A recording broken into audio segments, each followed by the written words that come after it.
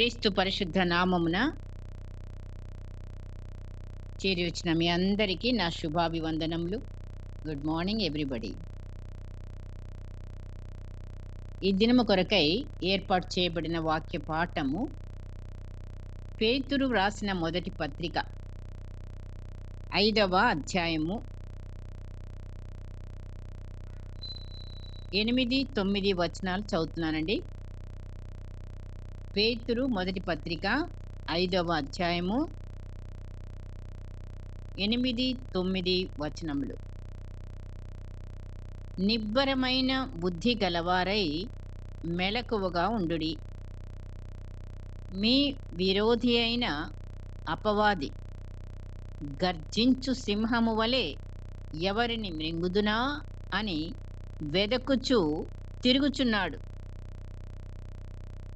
లోకమందున్న మీ సహోదరులయందు ఈ విధమైన శ్రమలే నెరవేరుచున్నవని ఎరిగి విశ్వాసమందు స్థిరులై వానిని ఎదురించుడి.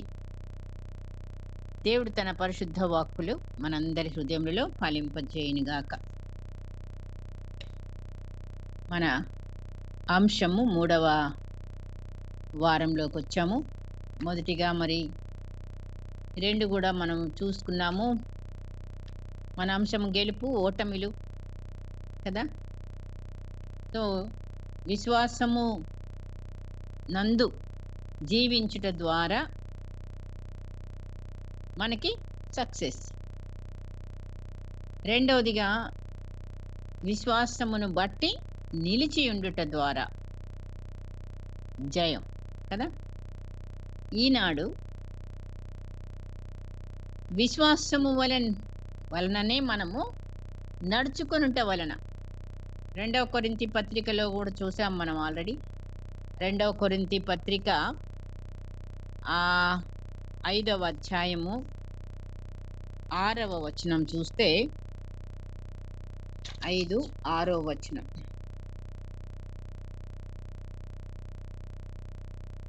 వెలిచూపు 5వ వచనం. వెలిచూపు వలన కాక విశ్వాసము వలననే నడుచుకొనుచున్నాము అనే మాట మనం చూస్తున్నాం.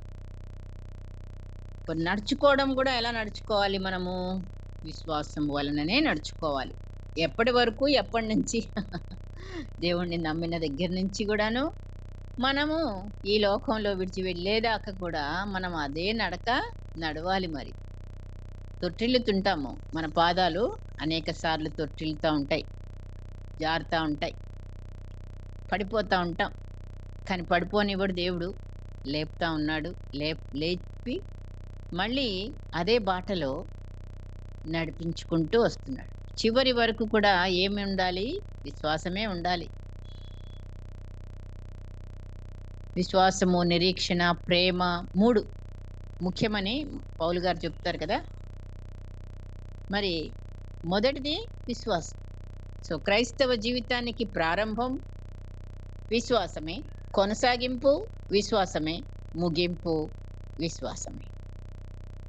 ఇది ప్రాథమికంగా మనకి ఒక మాటతో అయిపోలేదు. మరి విశ్వాసం ప్రతిరోజు మనలో ఎదుగుతూనే ఉండాలి తప్ప తరుగుతూ ఉండడానికి వీలు లేదు. మరి ఇక్కడే దెబ్బ కొట్టడానికి సాతానుడు చూసారా, ఎవరిని మృంగుదునా అని ప్రొద్దున లేచిన దగ్గర నుంచి వానికి అదే పని. మరి అంతగా మన మీదకి వస్తున్నప్పుడు మనం ఎలా ఉండాలో దేవుడు మన పక్కన ఉండి మనకి హెచ్చరికలు, మెలకువలు వాక్యము ద్వారా తన బిడ్డలైన మనకి ఎంతో మరి ధైర్యాన్ని ఇచ్చి అదే బాటలో నడవడానికి, ఆ విశ్వాసంతో కొనసాగడానికి. మరి ఎందుకంటే ఆయనే యేసయ్యే విశ్వాసమునకు కర్త, దాన్ని కొనసాగించువాడు కనుక ఆయన వైపు చూస్తూనే మనం నడిచినప్పుడు ఖచ్చితంగా మరి మనం తొలగిపోయే ప్రసక్తి ఉండదు. కానీ పేతురు అంతటి వాడే మరి నీళ్ళ మీద నడవడానికి ఎంతో మరి ఆశతో అడిగాడు, రమ్మన్నాడు యేసయ్య, నడిచాడు 4 అడుగులు. ఎప్పుడైతే ఆ గాలి హోరు అది చూడగానే మునిగిపోసాగెను అని ఉంది. కాబట్టి అల్ప విశ్వాసం. కొన్నిసార్లు మనలో కూడా అనేక సార్లు, కొన్నిసార్లు కాదు సుమా, అనేక సార్లు మనం అలాగే అల్ప విశ్వాసంలోకి వెళ్ళిపోయే బిడ్డలమే కనుకనే అనేక సార్లు మరి దేవుడి హెచ్చరికలు మనకిచ్చి మనల్ని స్థిరంగా విశ్వాసంలో నిలబడి ఆ సాతానుని ఎదిరించి మరి ఆ ఓడించి పరలోకంలో ఆయనతో జీవించే బిడ్డలంగా ఉండడానికే మరి మనల్ని బలపరుస్తున్నాడు దేవుడు. నిజమే, మరి నిబ్బరమైన బుద్ధి గలవారమై మెలకువగా ఉండుడి. మీ విరోధి అయిన, మనకు విరోధి ఒకడే, మనమందరం విరోధులు చాలా మంది ఉంటారనుకుంటాం కదా, ఎవరెవరో మనకి వ్యతిరేకంగా మనుషుల్ని చూస్తాం. పరిస్థితుల వల్ల మనకు కలిగే ఆ యొక్క విషయాన్ని బట్టి ఆ వ్యక్తి మీద మనకు కోపం వస్తుంది. కానీ ఇది ఎవరంటే విరోధి, అపవాది. ఈ అపవాది మరి ఎలాంటివి వస్తున్నాడంటే, గర్జించు సింహము వలె ఎవరిని మృంగుదునా అని వెదుకుచూ తిరుగుతున్నాడు. లోకమందున్న మీ సహోదరులయందు ఈ విధమైన శ్రమలే నెరవేరుచున్నవని ఎరిగి మనం ఎలా ఉండాలి? విశ్వాసమందు స్థిరులమై వానిని ఎదిరించే బిడ్డలంగా ఉండాలనేది నేటి వాక్యం. మరి అవును, మొదటిగా మనము విశ్వాసమందు జీవించి లోకాన్ని, ఇప్పుడు మనం లోకాన్ని జయించాలి, మనల్ని మనం జయించుకోవాలి, సాతాన్ని జయించాలి. 3 విషయాలు కదా. సో ఈరోజు మనం ఎలాగ సాతాన్ని జయించాలి అనేది మరి మనము చూద్దాము. ఎలాగైనా మనకి రోజు జయిస్తానే ఉన్నాం, మనం జయించే బిడ్డలమే కదా, ఓడిపోయే వాళ్ళం కాదు. అవును, ప్రత్యక్షంగా మరి అనేకమైన మరి ఆ విషయాల్లో మనం ఎదుర్కొంటున్నాం సాతానుని. కానీ ఇప్పుడు లోకాన్ని, మనల్ని మనము సాతానుని జయించడానికి మనకు అసాధ్యమే, మన శక్తికి అసాధ్యమే. మన సొంత శక్తితో మనం ఎప్పుడు కూడా గెలవలేము. కానీ దేవుని యొక్క పరిశుద్ధాత్ముని శక్తితోనే ఇది సాధ్యం. సాతాను వాని కుట్ర మనకు అనుదిన జీవితంలో కలుగుచున్న ఒత్తిడులు, చింతలు, మనకొచ్చే వ్యతిరేకతలు ఎన్నెన్నో మరి మన జీవిత గమనంలో కలుగుతున్న బాధలు ఏదైనా కానీ గాక, మరి సాతానుడు మనల్ని మన విశ్వాసంపై దెబ్బ కొట్టడానికి ఆ ఉద్దేశంతో మరి మనని కలిగిస్తున్న ఈ చింతలు, ఒత్తిడులు, వ్యతిరేకతలు, బాధలు ఇవన్నీ కూడా మరి మనము ఏమవుతాము? చిరాకు, చింత, బాధ, వీటన్నిటితో అశాంతి, అసమాధానం, అసహనం అవుతూ ఎదుటి వ్యక్తితో మనం గొడవ పడుతుంటాం. ఇంట్లో వాళ్ళే కావచ్చు, బయట వాళ్ళే కావచ్చు, మనకొచ్చిన పరిస్థితుల వల్ల మనం ఇలాంటి వాటికి చోటిస్తూ ఉంటాం. అంటే ఏమైనట్టు? విశ్వాసం జారిపోయినట్లు కదా, దేవుణ్ణి పూర్తిగా మనం నమ్మనట్లు అవుతాయి ఆయా సమయాల్లో. ఇది మళ్ళీ కొన్నిసార్లు మనం అనుకుంటాం, ఇప్పుడు ఈ పరిస్థితి నాకెందుకు వచ్చింది? నా బుద్ధిహీనత వల్ల వచ్చింది, నా పాపం వల్ల కలిగింది, లేకపోతే ఆ వ్యక్తి వల్ల కలిగింది అని వాళ్ళని నిందించే ప్రయత్నం చేస్తాం, మనల్ని మనం నిందించుకునే ప్రయత్నం చేస్తాం ఇలాగా. కానీ వీటన్నిటి వెనక అసలు దేవుని హస్తం ఉన్నది. దేవుడే దీనిని సెలవిచ్చాడు అని మనం జ్ఞాపకం చేసుకోవటం కొద్దిగా లేట్ అయితే అప్పుడే సాతానుడు మన యొక్క బలహీనతను ఆసరాగా తీసుకొని శోధనలో పడవేయడం జరుగుతుంటుంది. మనం దుఃఖిస్తాం, బాధిస్తాం, వాళ్ళతో గొడవ పడతాం. ఇలాంటివి మనకి జరుగుతూనే ఉన్నాయి మన యొక్క జీవితంలో. కనుక దేవుని పరిష్కారమును మనం దేవుని చేతికి అప్పగించినప్పుడే మనం చూడగలుగుతాం. దేవుణ్ణి ఆశ్రయించినప్పుడు, పరిస్థితులు ఆయన చేతికి అప్పగించినప్పుడు, అప్పుడే దేవుని యొక్క మరి కార్యాన్ని మన జీవితంలో చూడగలుగుతాం. సాతానుడు పారిపోవడం గూడా మనం చూస్తాం. అలాగా మనము ప్రతిరోజు గూడా ఈ విశ్వాసపు నడక మనం నడవాలి. కాబట్టి మరి మన నడకలో సాతానుడు మనల్ని పడగొట్టే పనిలో ఉన్నాడు గనక, ఇంకా గూడా ఎక్కువ విశ్వాసంతో జీవించడానికి మనం యాకోబు రాసిన పత్రిక కూడా చూడండి. 4వ అధ్యాయము 7-10 వరకు. 7-10 వరకు. కాబట్టి దేవునికి లోబడి ఉండుడి, అపవాదిని ఎదిరించుడి, అప్పుడు వాడు మీ యొద్ద నుండి పారిపోవును.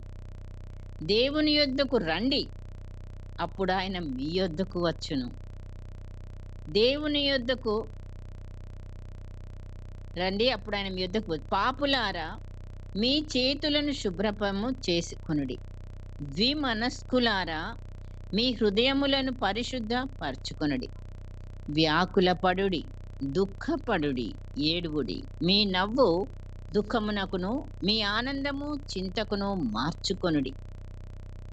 ప్రభువు దృష్టికి మిమ్మును మీరు తగ్గించుకొనుడి, అప్పుడు ఆయన మిమ్మును హెచ్చించును అనే మాట మరి మనము ధ్యానిస్తే నిజంగా మరి ఈ వాక్యం ద్వారా మన విశ్వాసాలు ఎలా కట్టుకోగలుగుతాము, సాతాన్ని ఎలా ఓడించగలుగుతాం.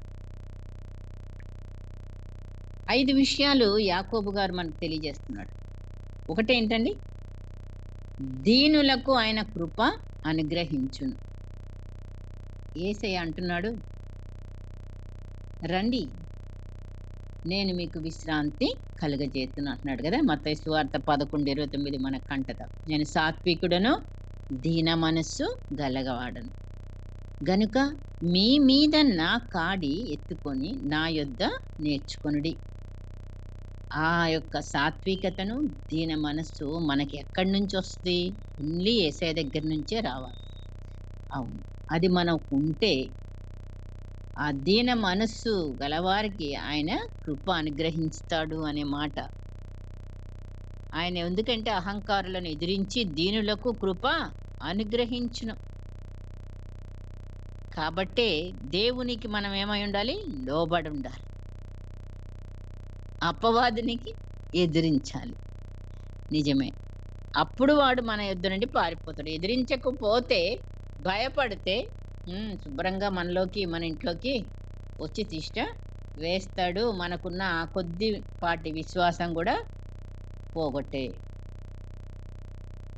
సాతానుడు. కనుకనే అపవాదిని ఎప్పుడు కూడా మనం ఏం చేయాలి? ఎదిరించే బిడ్డలంగా ఉండాలి. అపవాదిని ఎదిరించాలంటే దేవుడి దగ్గర దీన మనస్సు ఉండాలి, దేవుడికి లోబడి ఉండాలి. అపవాది దగ్గర మనం సింహంలాగానే ఉండాలి. ఎదిరించాలంటే మామూలా? మరి వాడు సింహంలాగా వస్తున్నాడు కదా, సింహములా గర్జించుచూ వస్తున్నాడు మన మీది కదా. మరి సింహానికి సింహమే ఎదురు, ఇంకా ఏ జంతువు వస్తే కూడా ఈక్వల్ కాదు. రైటేనా కదా? మరి అందుకనే యూదా గోత్ర సింహము నీలో ఉంటే, నాలో ఉంటే, దేవుడు మనలో ఉంటే అంటాం కదా ఈజీగా. ఇప్పుడు ఏముండాలి? సింహం ఉండాలి లోపల. సింహపు బలం ఉండాలి, సింహపు శక్తి ఉండాలి. అదే పరిశుద్ధాత్మని యొక్క శక్తి నీలోకి, నాలోకి వచ్చినప్పుడే మనము ఆ సింహాన్ని, కూరలు పీకిన సింహం అది. పాముకు కూడా కూరలు తీసేస్తే ఇష్టం వచ్చినట్టు ఆడించవచ్చు కదా. అంతే, ఓడిపోయిన సాతానది. కానీ మనం మాత్రం భయపడుతున్నాం. అక్కడే ఉంది మరి. సో మన బలహీనతల్ని ఆసరాగా తీసుకొని మనల్ని ఓడించడానికి మృంగాలని ఎదురు చూస్తూ పరిగెడుతూ వస్తున్న ఆ సింహము ఒట్టి సింహమే. కానీ మన యూదా గోత్రపు సింహమే అసలైన సింహం. ఆ సింహం మనలో ఉంటే ఎక్కడ లేని ధైర్యం, ఎక్కడ లేని గొప్ప విశ్వాసం. ఎందుకంటే ఆయన విశ్వాసమునకు కర్త, దానిని కొనసాగించి మనం ఆయన తట్టు చూడాలి, ఆయనకి లోబడాలి. అది మనం చేయాల్సిన పని. ఆయన ఎడల దీన మనస్సు కలిగిన బిడ్డలంగా కూడా ఉండాలి. 2, అపవాదిని ఎదిరించాలి. యాకోబు 4:7 వచనంలో చూద్దాము. కాబట్టి ఆ!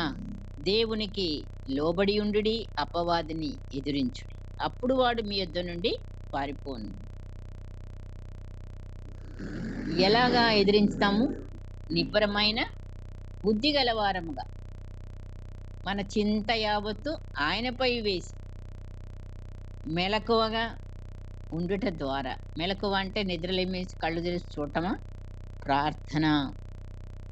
మెలకువగా ఉండుట అంటే అంటే ఆదమర్చి కాకుండా, శోధనకు చోటు ఇవ్వకుండా, ఇది సాతాను యొక్క శోధనని గ్రహించే గ్రహింపును మనం కలిగి జాగ్రత్త పడితే, మరి పేతురు మొదటి పత్రిక 5వ వచనము 7వ వచనంలో 7 దాకా చూస్తే మనము మరి ఈ యొక్క మాటల్ని చూస్తాం. మనం చదివాం కదా.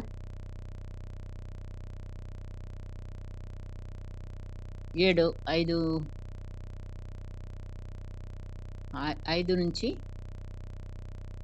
5 మొదటి పేతురు 5, 7, 8 వచనాలు చదివాము ఆల్రెడీ కదా. మనం చూద్దాం ఒకసారి.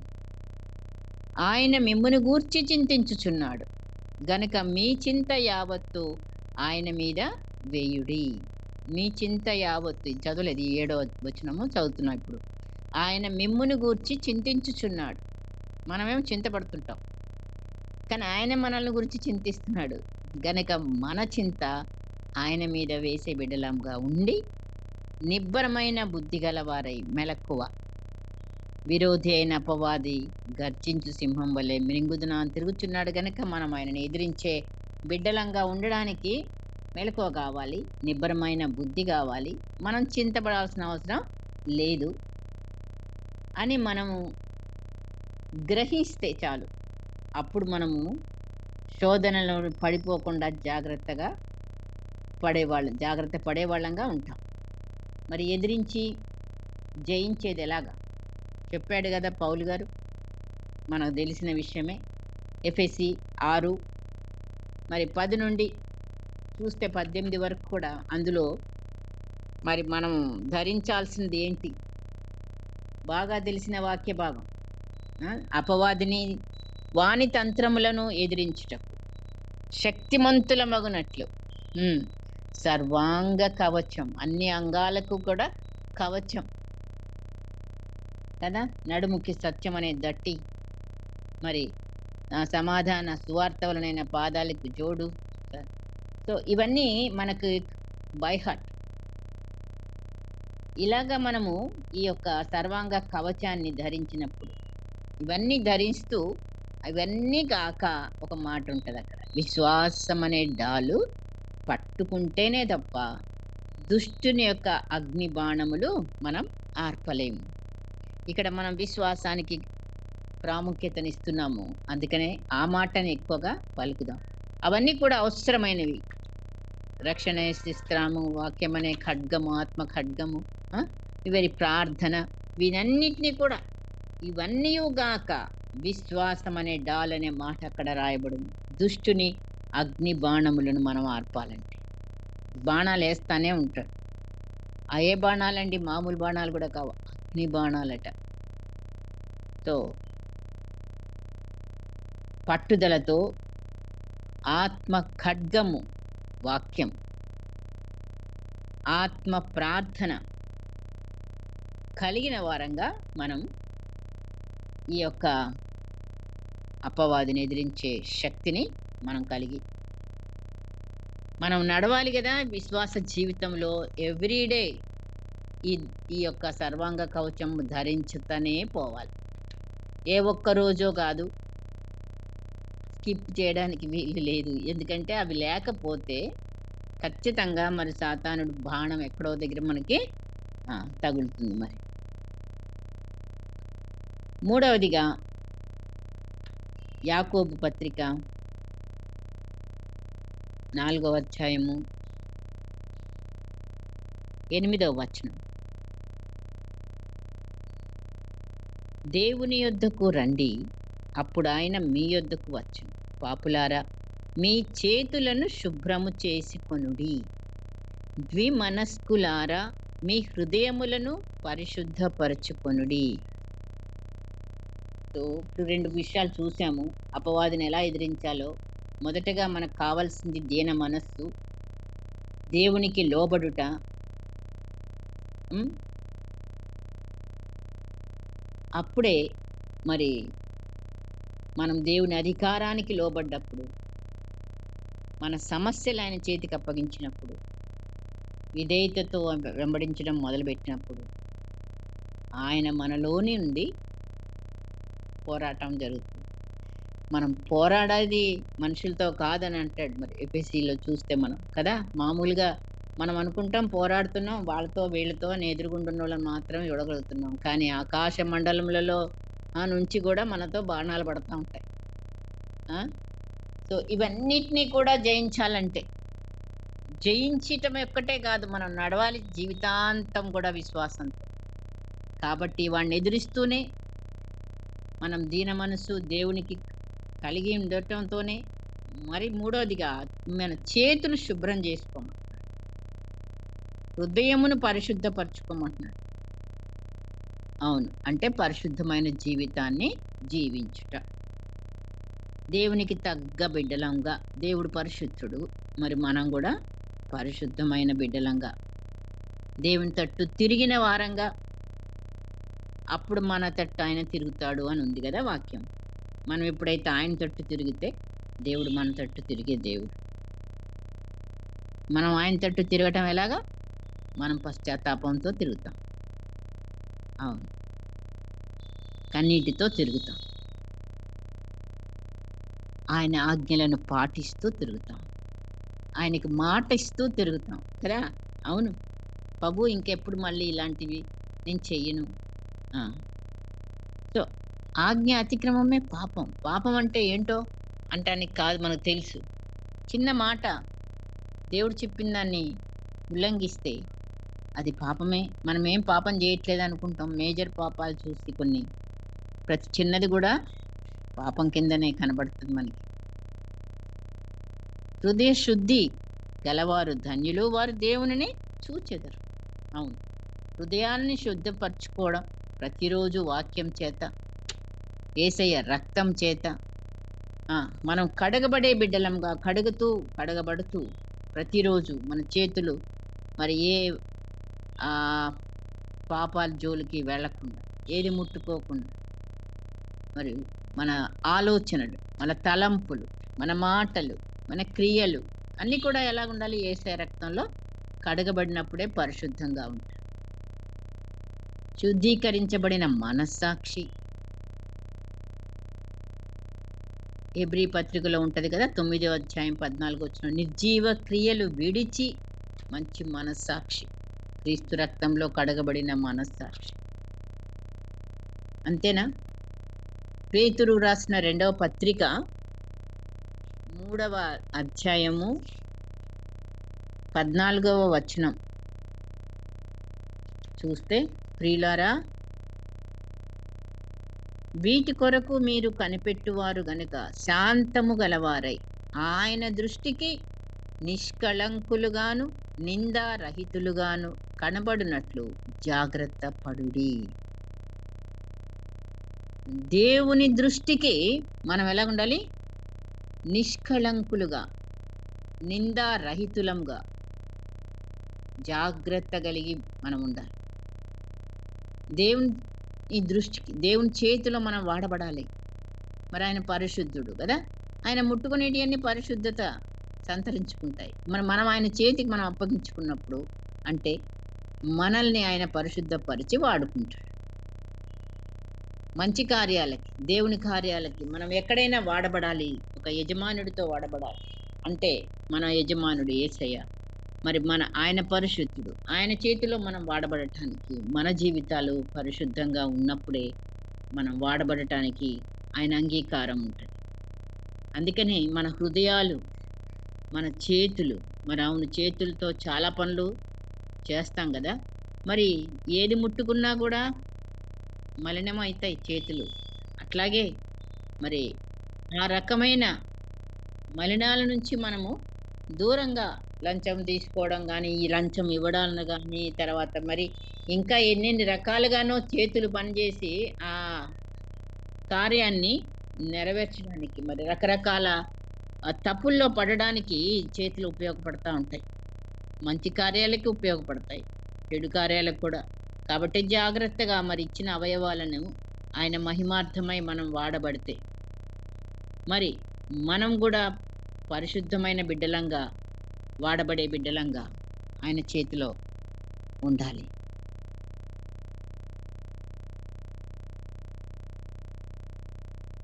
దీన ద్విమనస్తత్వం అంటే 2 తలంపుల మధ్య ఊగిసలాడే స్వభావం.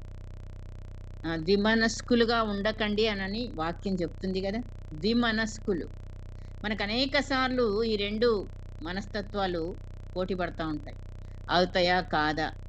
2 సందిగ్ధంలో ఉంటూ ఉంటాం. అవును. మన దేవుడెవరు? అద్వితీయుడు. ఆయనని విడదీయరాని దేవుడు. ఆ! కానీ మనలో మన మనస్తత్వం ఎలాగుంటదంటే, మరి అటు ఇటుగా అంటే నులివెచ్చని స్థితి. అటు చల్లగా లేక, ఇటు వెచ్చగా లేక అనొచ్చుగాక. మరి అటు దేవుడు అంటాం కాసేపు మళ్ళీ దేవుని మీదనే మరి ఆ భక్తి అది నిలకడగా, స్థిరంగా నిలబడలేక కూడా పోతుంది. అంటే అనుమానం రావచ్చు. అంతే తేడా. అక్కడే మరి మనము 2 తలంపులు, 2 ఆలోచనలు, ద్విమనస్తత్వం, ద్విమనస్సు. సో, ఇది మాట మనకి ఎన్నో సార్లు వస్తా ఉంటాయి. 2 తలంపుల మధ్య ఆనాటి ఇశ్రాయేల్ ప్రజలందరినీ కూడా ఏలియా మరి తన యొక్క ఎద్దుని తీసి వాళ్ళకి ఆ యొక్క అన్య దేవతల బయలుదేవత ప్రవక్తలకు ఒక ఎద్దునిచ్చి, ఈయన ఇచ్చి మరి ఇశ్రాయేల్ ప్రజలు అటుపక్క, ఇటుపక్క 2 పక్కల ఉంటున్నారు. సగం మంది అటు. రాజు ఎటైతే అటే కదా మరి. కాబట్టి ఆ రాజు అహాబు ఏ రీతిగా అయితే మరి ఆయన భార్య ద్వారా ప్రేరేపించబడి యెజెబెల్ ప్రవక్తలందరినీ కూడా అన్య ప్రవక్తలను తీసుకొచ్చి అలాగా ఆ పరిపాలనలో ఉన్న ఇశ్రాయేల్ ప్రజలకు ఒక మంచి వాళ్ళందరినీ ఒక్క మనసుకు తీసుకొచ్చాడాయన. మరి 2 తలంపుల మధ్య ఎంతకాలం ఉంటారు? యెహోవా దేవుడైతే యెహోవాని పూజించండి. లేదు బయలు దేవత అయితే బయలునే పూజించండి అని చెప్పి ప్రశ్న వేస్తే ఎవరు మాట్లాడరు. కానీ వాళ్ళ నోరు విప్పించడాని కోసం దేవుడు మరి ఆయన ద్వారా ఒక అద్భుత కార్యాన్ని అక్కడ జరిగించి ఆకాశం నుండి అగ్నిని దింపడం జరిగింది. అప్పుడు ప్రజలందరూ కూడా ఎవరు అనకుండానే యెహోవాయే దేవుడు అని గట్టిగా అనడం మనం చూస్తాం. అవును, మనం ఎన్నోసార్లు మనం కార్యాలు జరిగినప్పుడేమో చక్కగా మనం దేవుణ్ణి స్తుతిస్తాం. ఎప్పుడైతే కొంత మరి అలజడి మన రొటీన్‌లో వచ్చినప్పుడు మనం చింత, డిప్రెషన్ వీటికి లోనవుతాం. మరి ఒక వ్యక్తి అక్కడ మనకి విరోధిగా కనబడుతూ ఉంటారు. ఎవరినైనా ఏ ద్వారానో మనకు ఆ కారణం కానీ సాతానుడు తీసుకొచ్చింది అని మాత్రం అనుకోలేము. అదే మరి అక్కడ గ్రహింపు మెళకువ కలిగి ఉండండి, జాగ్రత్త కలిగి ఉండండి, అలర్ట్‌గా. సో, అది మనం ఉన్నప్పుడే ఆ వ్యక్తుల పైన మనకి కోపం గాకుండా జరిగిన సందర్భం దేవుడు సెలవిస్తేనే ఇది నా దగ్గరికొచ్చింది అని అనుకోని, దేవుడికి ఆ పరిస్థితిని అప్పగించి మరి నిశ్చింతగా మనము ఉన్నప్పుడే ఇది ప్రాక్టికల్‌గా మన జీవితంలో అనుదిన జీవితంలో జరుగుతూ మరి దేవుణ్ణి వెంబడించే వారంగా ఉన్నప్పుడు విశ్వాసంలో నడుచుకునే బిడ్డలంగా ఉంటాం. మనలో ఈ ద్విమనస్కత్వం కూడా పోతుంది.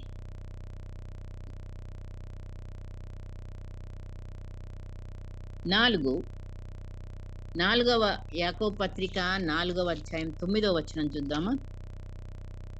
వ్యాకులపడుడి, దుఃఖపడుడి, ఏడువుడి, మీ నవ్వు దుఃఖమునకును మీ ఆనందము చింతకును మార్చుకొనుడి. అంటే నిజ పశ్చాత్తాపం. అంతే. దేవుని ఎడల ప్రతి విషయంలో కూడాను మనం అనేక సార్లు కొన్ని పొరపాట్లు జరుగుతూ ఉన్నప్పుడు మనము వ్యాకుల ఈ సంగతులు చూసి లేదా సర్కమ్స్టెన్సెస్ చూసి మనం ఏడవడం కాదు. కానీ దేవుని యొద్ద మన ఏడుపు ఉండాలి. అక్కడ మన నవ్వుని మనం దుఃఖంగా మార్చుకొని, మన ఆనందం లోకరీతిగా ఉన్న ఆనందం చింతకు మార్చుకొని దేవుని యొద్దకొస్తే ఖచ్చితంగా ఆయన మన హృదయాన్ని బలపరిచి స్థిరపరిచే దేవుడుగా మరి మనం చూడగలుగుతాం. ప్రభువు దృష్టికి 5వదిగా తగ్గింపు. 10వ వచనం, ప్రభువు దృష్టికి మిమ్మును మీరు తగ్గించుకొనుడి, అప్పుడు ఆయన మిమ్మును హెచ్చించును. 4వ అధ్యాయం 10వ వచనం చూస్తున్నాం. మనం మనుషుల దృష్టికి కనబడేలాగా మనల్ని తగ్గించుకుంటాం. అనేక సార్లు అలా జరుగుతుంది. కొంత పైపూతలాగా కొంతవరకు మనము తగ్గింపు గుణం అంటే అక్కడ వాళ్ళ ఎదుట వీళ్ళ ఎదుట భక్తులుగా లేకపోతే తగ్గింపు హృదయాన్ని కలిగిన బిడ్డలంగా చాలా సాత్వికంగా కనబడుతుంది. కానీ మనసులో అట్లా ఉండం. టైం వచ్చినప్పుడు మనం ఏంటో బయటపడతాం. సో మనుషుల గుర్తింపు కొరకు మనం పాటుపడతాం. మనుషుల పొగిడింపు కొరకు కొన్నిసార్లు ఆశతో ఎదురు చూస్తాం. అంటే కొన్ని మంచి కార్యాలు చేయడం వల్ల మనుషుల మెప్పును మనం కోరుకునే బిడ్డలంగా కూడా ఉంటాం. కానీ ఇక్కడ రాయబడిన మాట ప్రభువు దృష్టికి. అవునండి, ఎవరు చూసినా చూడకపోయినా నువ్వు చేసే గొప్ప కార్యం కానీ లేకపోతే అది ఏ కార్యమైనా కానీ దేవుని కొరకు నిలబడటంలో కానీ దేవుని దృష్టిలో మొత్తం అంతా స్కాన్ అయిపోద్ది కదా. మన హృదయం లోపల నుంచి, మన ఆలోచన లోపల నుంచి ఆయన మనల్ని చూడగలిగే దేవుడు. ఆయన దాచేదేమీ లేదు. సో మనం బయటికి ఎలా ప్రవర్తిస్తున్నాము, మనం లోపల ఏమై ఉన్నాము, నిజంగా తగ్గింపేనా, ఆ పైకి తగ్గింప, మనుషుల కొరకు తగ్గింప, ఇవన్నీ కూడా దేవుడు చూస్తున్న దేవుడు. కనుక తగిన సమయంలో ఆయన హెచ్చించాలి అనంటే ఆయన బలిష్టమైన చేతి క్రింద ఏమై ఉండాలి, దీన మనస్కులై ఉండి ఉన్నప్పుడు మనకి తగిన సమయమందు ఆయన హెచ్చించే దేవుడని పేతురు గారు కూడా 1 పేతురు 5వ అధ్యాయం 6వ వచనంలో మనం ఆ మాట చూస్తాం. దేవుడు తగిన సమయమందు మిమ్మును హెచ్చించున్నట్లు ఆయన బలిష్టమైన చేతి క్రింద దీన మనస్కులై ఉండుడి.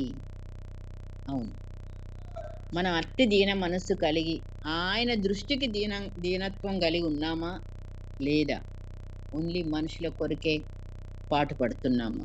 మనుషుల యొక్క మెప్పు కొరకు, గుర్తింపు కొరకు, కొన్ని మంచి కార్యాలు, ఇది నిలబడేది కాదుగా. మరి దేవుని యొక్క చేతి కింద మనం ఎంత దీనంగా ఉంటామో ఆ సమయం వచ్చినప్పుడు ఆయన మనల్ని హెచ్చించే దేవుడుగా ఉన్నాడు. కనుక మరి విశ్వాస జీవితంలో నడుచుకున్న వారందరూ మనకు తెలుసు. ఒక్క పేరు చెప్దామనుకున్న మరి వారి గురించి చెప్పడానికి టైం లేదు. చాలా చాలా చిన్నగా నిజంగా చెప్పాలంటే మరి ఎంతో అక్కర్లేదు, గుర్తు చేసుకుందాము, మనకు అర్థమైపోతుంది. ఏంటంటే మరి ఆనాడు మోషే గారు 12 మందిని, ఇశ్రాయేలు సంతానంలో 12 కదా, ఆ 12 పెద్దల్ని కూడా ఏర్పరిచి మరి పాలు తేనెలు ప్రవహించి దేశానికి, కనాన్ దేశం వెళ్ళి చూసి రండయ్యా అని 40 రోజులు వాళ్ళు తిరిగి వచ్చారు. 12 మంది వచ్చినాక మరి వాళ్ళు చెప్పిన రిపోర్ట్ను బట్టి చూస్తే 10 మంది చెడ్డ రిపోర్ట్ ఇచ్చారు, మెజారిటీ అక్కడ చూస్తే.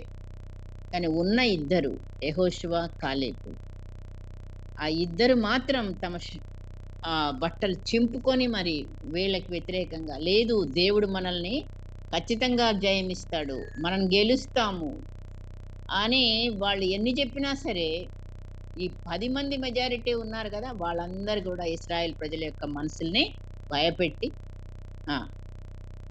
దేవుణ్ణి దూషించేలాగున మరి తెలుసు గదా! మనకి వాళ్ళ సణుగులు, గుణుగులు మోషేని దూషించినట్టు ఇవన్నీ చూస్తాము.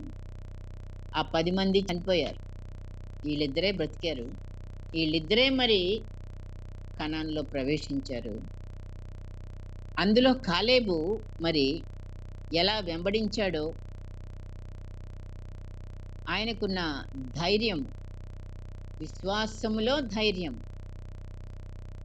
ఏం పర్వాలేదు. మరి 80 ఏళ్ళొస్తాయి. ఆహ్, ఆహ్, కనాన్‌లో వాళ్ళందరూ ప్రవేశించినప్పుడు కాలేబు గారికి. అక్కడ 40 ఏళ్ళు నేను సంచారం చేసొచ్చినప్పుడు 40 రోజులు. 40 సంవత్సరాలు వాళ్ళకి నడిపించి అందరూ రాలిపోయి, ఆ యొక్క సంతానము ప్లస్ వీళ్ళిద్దరే మరి కనాన్‌లో ప్రవేశించడం జరిగింది గదా! మరి కాలేబు ధైర్యము వారికి జయాన్ని ఎలాగిచ్చింది? చెప్తాడు కాలేబు కదా! నా వయసు ఇప్పుడు 80 కానీ నాకు అదే బలముంది. నువ్వు ఆ హెబ్రోను ఆ ప్రే ప్లేసే నాకివ్వు. ఆ అనాకీయులను నేను జయించి ఆ స్థలాన్ని ఆక్రమించుకుంటాను. యుద్ధం చేసే శక్తి నాకుంది. ఎక్కడి నుంచొచ్చిందండి ఈ బలము, ఈ శక్తి? అవును. ఏ వయసొచ్చినా సరే దేవుడిచ్చే శక్తితో ఆ అనాకీయులను ఆయన ఓడించాడు. యుద్ధం చేసి ఆ ప్రదేశాన్ని ఆయన ఆక్రమించుకున్నాడు. అక్కడ మరి ఆయన నివసించినట్లుగా మనం చూస్తాం. కాలేబు విషయం చూస్తాం. మరి అదే యెహోషువ అయితే మరి ఎంత మరి నమ్రతగా, ఎంత దీనుడుగా మరి మోషేకి సేవ చేసి, మోషే ఎనకాల నడిచి మరి ఎన్ని యుద్ధాలో యెహోషువ ద్వారా జరిగి జయాలు పొందుకున్నారు. ప్రజలందరినీ కూడా మరి ఆ యొక్క పాలు తేనెలు ప్రవహించే దేశంలోకి నడిపించగలిగాడు. ఏ వయసులో? వయసు మారుతుంది. అవును. వాళ్ళు యంగ్‌స్టర్స్‌గా ఉన్నప్పుడు వాళ్ళెళ్లారు. 40 ఏళ్ళు నడిచారు అరణ్యంలో. మనము నడుస్తున్నాం ఇప్పుడు అరణ్యంలో. మన యొక్క జీవితం, ఈ యొక్క అనుదిన జీవితం అనే అరణ్యమే ఇది. ఇక్కడ మనమేంటో మనం బయలుపడతా ఉంటాం. ఎన్నో ఛాన్సెస్ మనకి దేవుడిస్తా ఉన్నాడు. సో, అలాంటి కాలేబుల, యెహోషువల ప్రతినిత్యం గూడా మెలకువగలిగి దేవుడు మాట ఇచ్చాడంటే అది నెరవేర్చాడంతే అనే నమ్మకం మనకుండి నడుస్తున్నప్పుడు అనుమానాలు కాదు, 2 తలంపులు రావు. ఆ! ఓడిపోయే బిడ్డలంగా అంతకంటే ఉండం. కాబట్టి మన ఈ విశ్వాస జీవితంలో మనకి గెలుపే. మనం ఎందుకు ఓడిపోతాం? మనలో ఉన్నవాడు లోకంలో ఉన్నవాడి కంటే గొప్పవాడు గనుక మనం జేయక్కర్లే. మీరు ఊరకుండుడి, నిలుచుండి చూడుడి అంటున్నాడు. అంతవరకే మనం రెడీగుండాలి, నిలబడాలి. సైనికులు యుద్ధం చేయనక్కర్లేదు. బట్ అన్నీ యేసుకొని నిలబడండి అంటున్నాడు అంతే. సో, మనం ఆ యొక్క ధైర్యంతో దేవుడు మనలో ఉన్నాడు. మనం గూడా పోరాడే బిడ్డలంగా మన చేతనే పోరాడించి, గెలిపించి మనల్ని ఈ లోకంలో తనకి సాక్షులుగా నిలబెట్టుకొని అనేకులను కూడా దేవుని సన్నిధికి నడిపించగలిగే శక్తి నీకు, నాకు, అందరికీ ఆయన అనుగ్రహిస్తాడు గనుక మన జీవితాలను ప్రతినిత్యము ఆయనకు అప్పగించుకుంటూ, ఆయనను ఆశ్రయిస్తూ, కడుగబడుతూ, పరిశుద్ధంగా జీవిస్తూ, విశ్వాసంలో కొనసాగే కృపను ఈ జీవితాంతం కూడా విశ్వాసంలో నడుచుకొని జయాన్నే మనం చూడగలిగి దేవుని నామాన్ని మహిమపరచులాగున ప్రభు మనకి తోడయుండునుగాక. ప్రార్థన. పరిశుద్ధుడా, సర్వశక్తిమంతుడా, నీకు లెక్కలేని వందనాలు, వందనాలు, స్తోత్రాలు. ప్రభువా, ఈ ప్రయాణంలో నీవు మాకు తోడై ఉన్నందుకై వందనాలు. నడిపిస్తున్నందుకై వందనాలు. మాలో నీవు ఉన్నందుకై వందనాలు. నీ శక్తిని బట్టి వందనాలు. నీవిచ్చిన విశ్వాసమును బట్టి వందనాలు. అయా, మాకు ఎదురొచ్చే పరిస్థితులన్నిటి కూడా నీకు తెలియకుండా రావటం లేదు నాయనా. ఈ సాతానుని వాడు సింహమైనప్పటికీ గర్జించు సింహంలా మా మీదకి వచ్చింది. నీవు మాలో ఉండి నాయన మాకు జయాన్నిస్తున్న దేవుడవుగా విశ్వాసంలో నడిచిటకు ఈ జీవితంలో ఇంకా మిగిలి ఉన్న జీవితం అంతా కూడా జయకరముగా జరిగించుటకు, నడిపించుటకు, నీకు సాక్షులముగా బ్రతుకుటకు, మీరు మాకిచ్చిన ఈ గొప్ప కృపను బట్టి, విశ్వాసమును బట్టి లెక్కలేని వందనాలు, స్తోత్రాలు చెల్లిస్తూ మమ్మల్ని మేము నీ కృపా హస్తములకే సమర్పించుకుంటూ, మీ ఆశీర్వాదమునకే అప్పగించుకుంటూ, యేసు పరిశుద్ధ నామమున అతి వినయంతో బ్రతిమలాడి వేడుకొనుచున్నాము తండ్రి. ఆమేన్.